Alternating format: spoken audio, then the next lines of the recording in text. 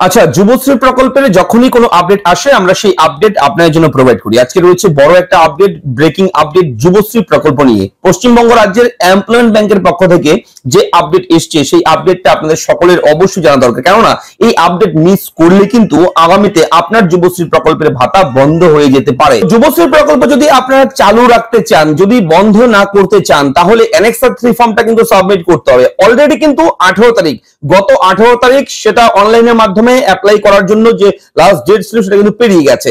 আজকে হচ্ছে 19 তারিখ, আমরা ভিডিওটা প্রোভাইড করছি 19 তারিখে প্রোভাইড করছি, অর্থাৎ গতকালকেই কিন্তু এই যে অনলাইনের সাবমিশন অ্যানসার 3 সেটা কিন্তু শেষ হয়ে গেছে। এখন যদি আপনি চাচ্ছেন যে অনলাইনে অ্যাপ্লাই করবেন, এখন কিন্তু পারবেন না।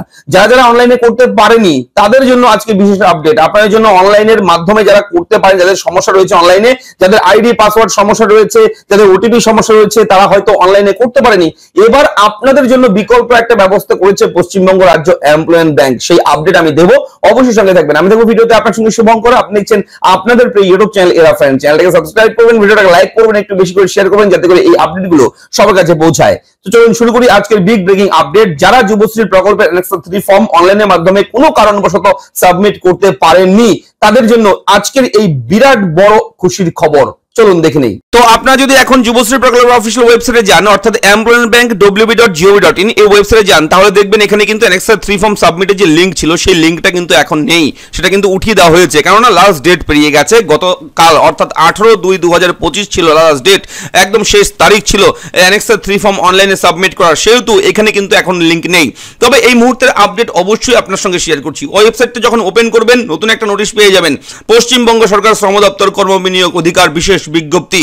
দেখতে পাচ্ছেন যে সকল কর্মপ্রার্থী যুবশ্রী প্রকল্পের মাধ্যমে ভাতা পাচ্ছেন এবং 30/1/2025 থেকে 18/2/2025 তারিখের মধ্যে অ্যানেক্সার 3 ফর্মটি অনলাইনে জমা করতে পারেননি, তাদের অনুরোধ করা হচ্ছে আগামী 19/2/2025 এই তারিখ থেকে আগামী 19/3/2025 এই তারিখের মধ্যে আপনারা নিজেদের জেলা অফিসে, যে জেলা প্রযোজ্য আপনাদের নির্দিষ্ট জেলায় যে আবেদন করতে হবে, যে অফিস রয়েছে এক্সচেঞ্জ অফিস, সেই এক্সচেঞ্জ অফিসের সাহায্যে আপনারা কিন্তু নির্দিষ্ট ঠিকানায় আপনারা কিন্তু অ্যানেক্সার 3 ফর্মটা জমা করবেন অফলাইনের মাধ্যমে।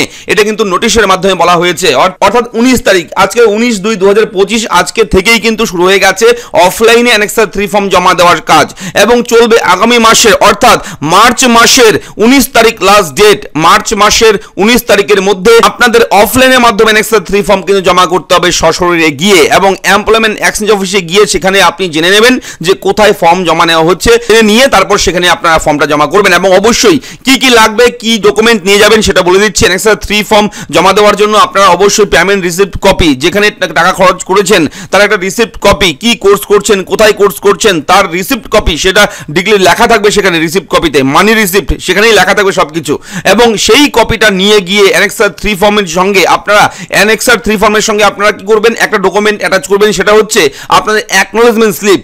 আপনারা যখন আবেদন করেছেন যেখানে ইবি নাম্বার লেখা আছে সেই কাগজটাও কিন্তু জমা করতে হবে, ঠিক আছে? তো এই সমস্ত ডকুমেন্ট আপনারা কিন্তু সাবমিট করবেন, তার সঙ্গে আধার কার্ড অবশ্যই কিন্তু জেরক্স কপি দিয়ে দেবেন সঙ্গে করে, কেননা অনলাইনে যখন আবেদন করবেন যারা করেছে তারা কিন্তু জানে যে আধার কার্ড নাম্বারটাও দিতে হয় অনলাইনের মাধ্যমে সাবমিট করার সময়, আধার কার্ডের সেকশন রয়েছে।